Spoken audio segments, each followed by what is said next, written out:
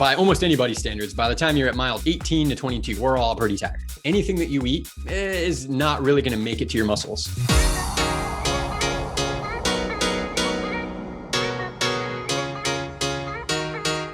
Welcome to Run Elite.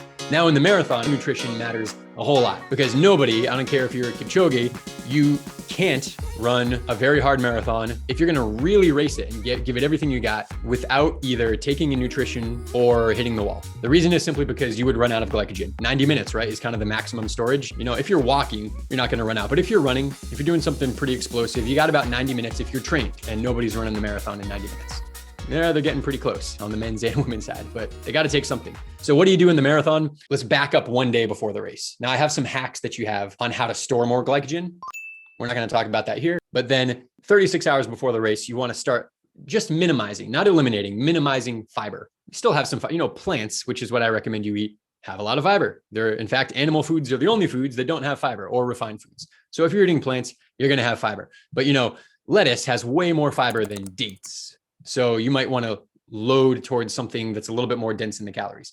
And then breakfast, you want to have very low fiber. The reason is simply so that you're not full of bulk, full of weight, and also have to stop and use the bathroom during the race. You want it out of your stomach. How long does it take for your stomach to empty? Well, the slowest foods to leave your stomach are salty foods and oily foods. I'd stay away from that. Race morning, you're going to stop eating about 2 hours. You can push it to 90 minutes. But in that range, you want to stop eating. So you're having breakfast before the 90-minute mark, complete with it.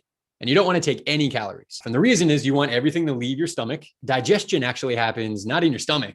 There's very little, almost none digestion that happens in your stomach. Your stomach is just a holding tank, and then it goes into your small intestine.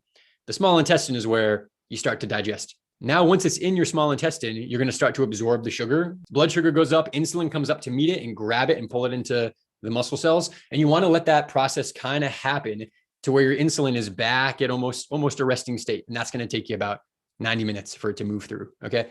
That's the reason why you stop eating before the race. Sometimes you see elite runners, even on the starting line, swigging a drink or something.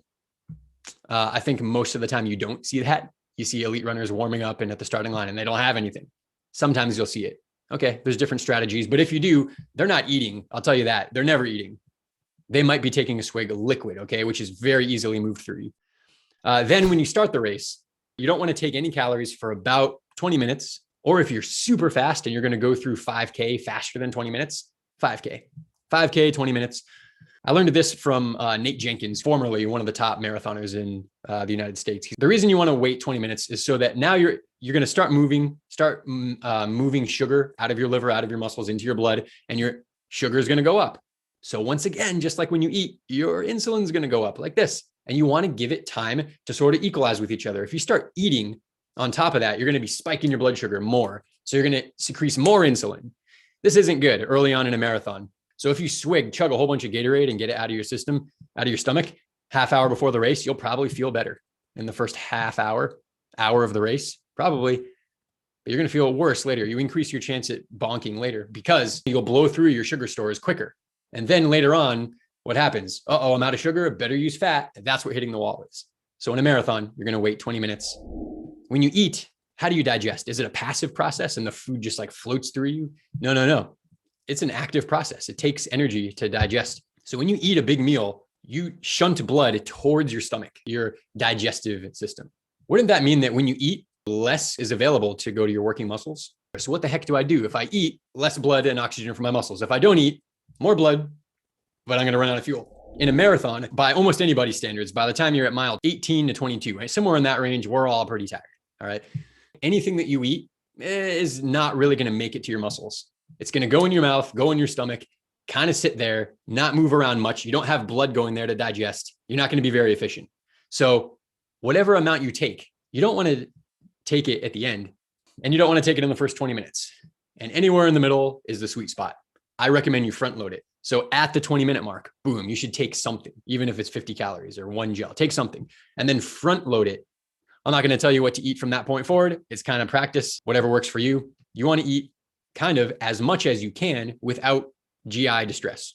And that varies widely. I'll tell you the most in a marathon I've ever got up to is, I think I took 5 gels, maybe 6, and a sport drink at every aid station. So might have been 700 calories, which is a lot. And I trained my stomach to do that.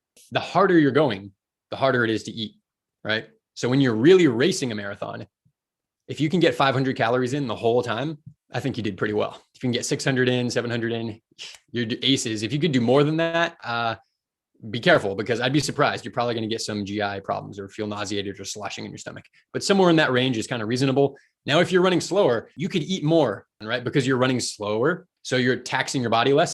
Personally, what I do in a marathon is take at the 20-minute mark, and then I'll take most of my calories by the half marathon, and I'll kind of stop taking calories at 18 miles. And then from there, I'll just take it if I want it, if I feel I can digest it, or I'll take just liquid from that point. I think I'll leave it at that for now. If you guys have additional questions on specific nutrition, we'll talk about it here or on our one-on-ones. Hey there, if you got something awesome from this video, share the love. Make sure to give us a thumbs up, subscribe, and share this video. We hope to see you on our very next one. Thank you for being here. Take care.